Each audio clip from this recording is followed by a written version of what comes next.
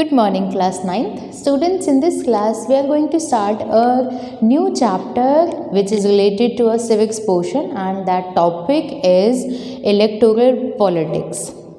So, इस chapter में सिर्फ हमें 2 ही टॉपिक्स पढ़ने हैं बिकॉज हमारा सिलेबस डिडक्ट हो चुका है। तो सबसे पहले हम स्टार्ट करेंगे एंड मैंने आपको सिलेबस दे दिया है सैटरडे की गूगल मीट क्लास के अंदर that I have provided to you. So only 2 topics we have to read.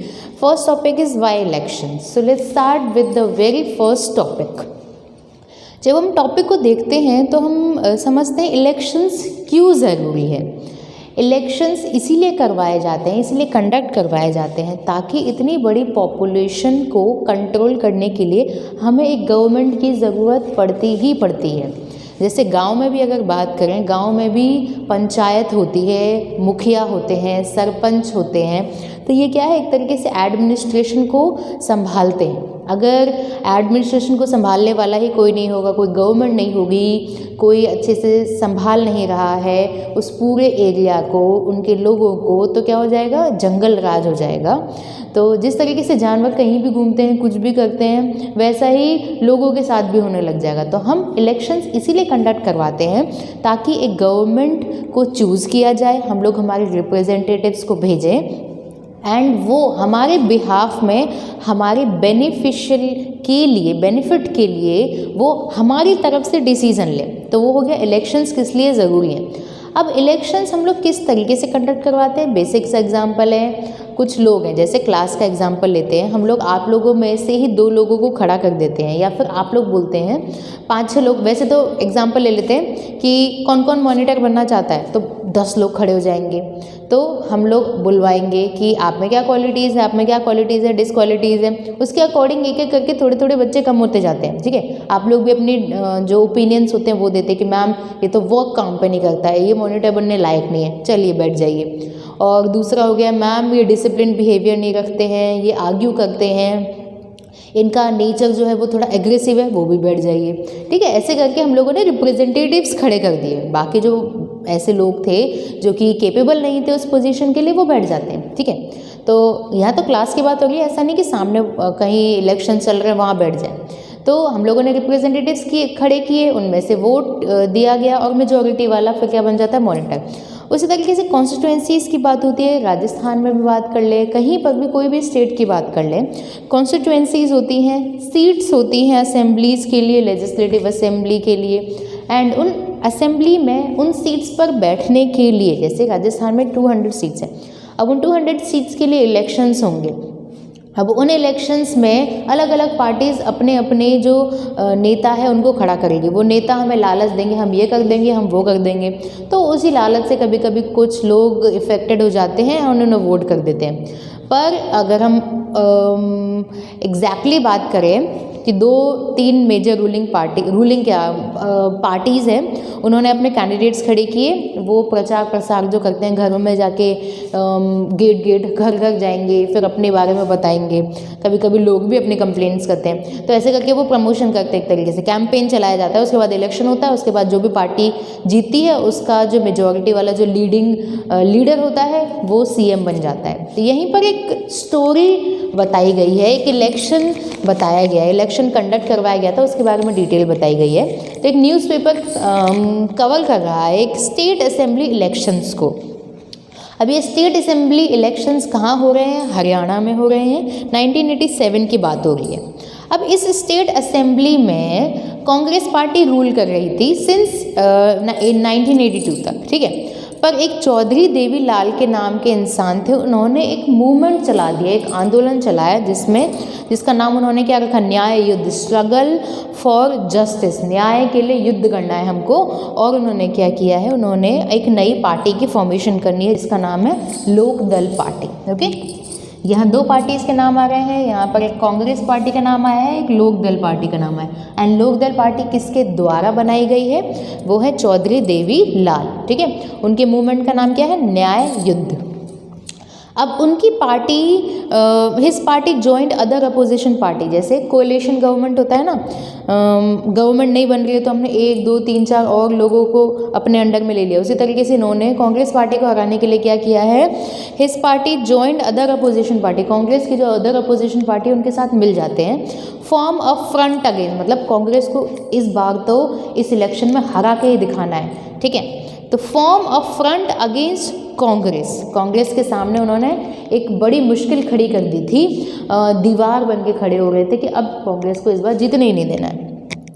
अब इस इलेक्शन में क्या होता है, इस इलेक्शन में सबसे पहले वो एक प्रोपोगेंडा अपनाते हैं। क्या अपनाते हैं, इफ़ हिज पार्टी वॉन, अगर जो कौन बोल रहे हैं यहाँ पर, चौधरी देवीलाल, अगर उनकी पार्टी जीतती है तो वो क्या करेंगे, his government would wave the loans of farmers and businessman, हम माफ़ कर देंगे जो आपके कर्ज हैं उन्हें। जैसे अभी भी किसान बिल चल रहा है, उसके अपोजिशन में सड़कें जाम की जा रही हैं, और भी चीज़ें हैं जो कि हम यहाँ इस क्लास में डिस्कस नहीं कर सकते।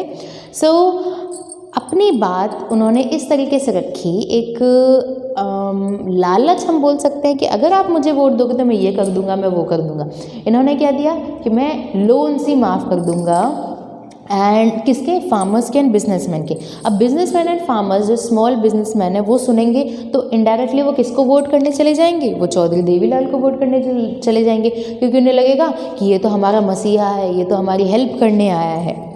Now, promise that this would be the first action of his government. उन्होंने ये प्रॉमिस किया, जैसे ही मेरी गवर्नमेंट बन जाती है सबसे पहला कदम मैं यही उठाऊंगा कि मैं आप सभी के लोन्स को क्या कर दूंगा, माफ़ कर दूंगा। अब जो लोग थे ना, वो दूसरी जो रूलिंग पार्टी है ना, जैसे कौन सी रूलिंग पार्टी है, कांग्रेस रूलिंग पार्टी, कांग्रेस से थोड़े खुश नहीं थे वो, they were unhappy with the existing government, they were also attract by Devilal's promise.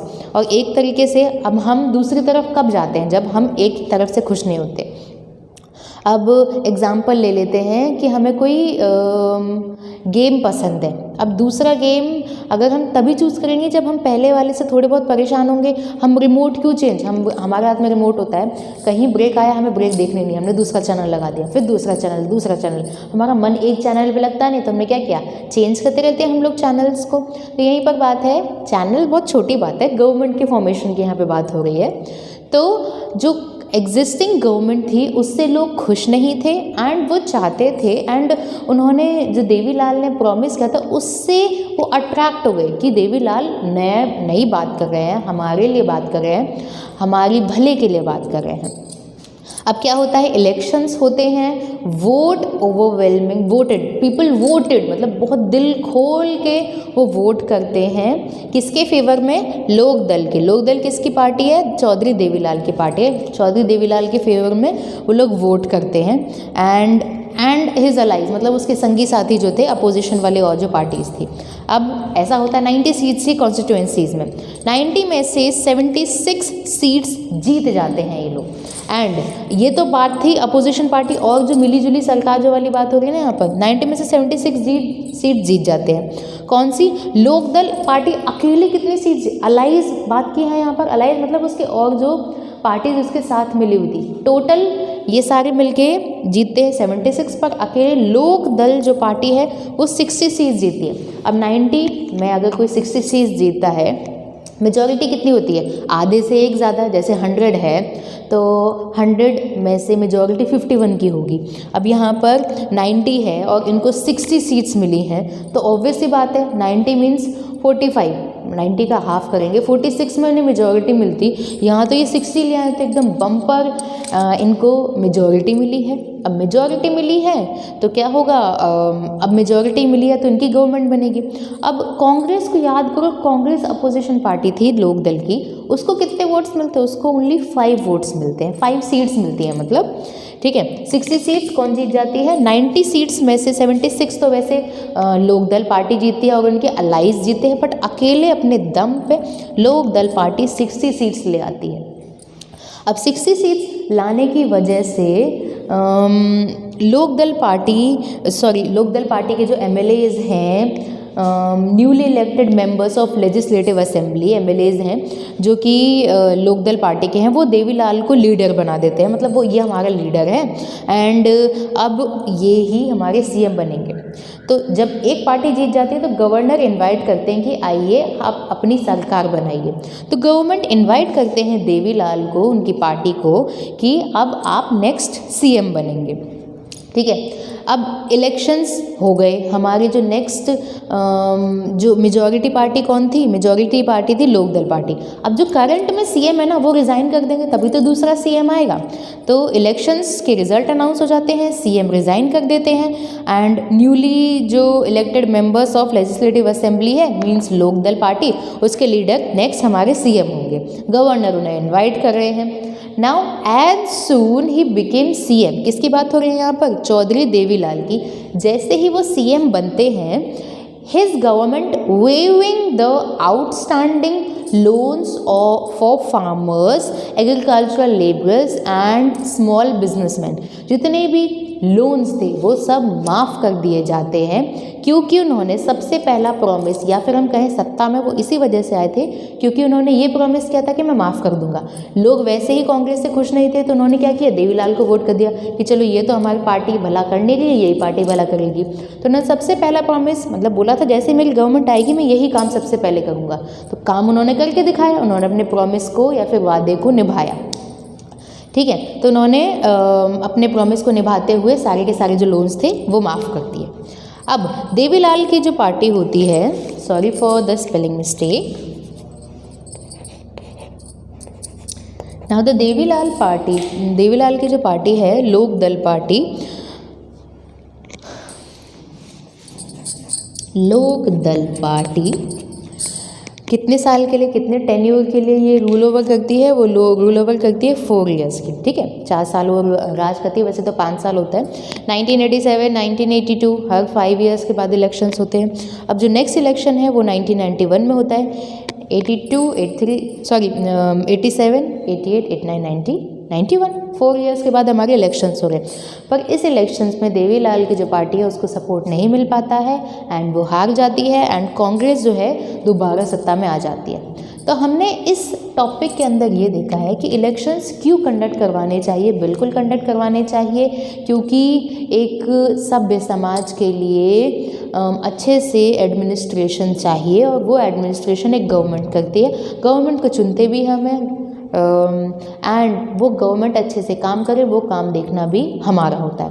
तो एक एग्जांपल ले लिया है हम लोगों ने कि किस तरीके से हर 5 साल में इलेक्शंस होते हैं, कैसे मेजॉरिटी मिलती है लोगों को।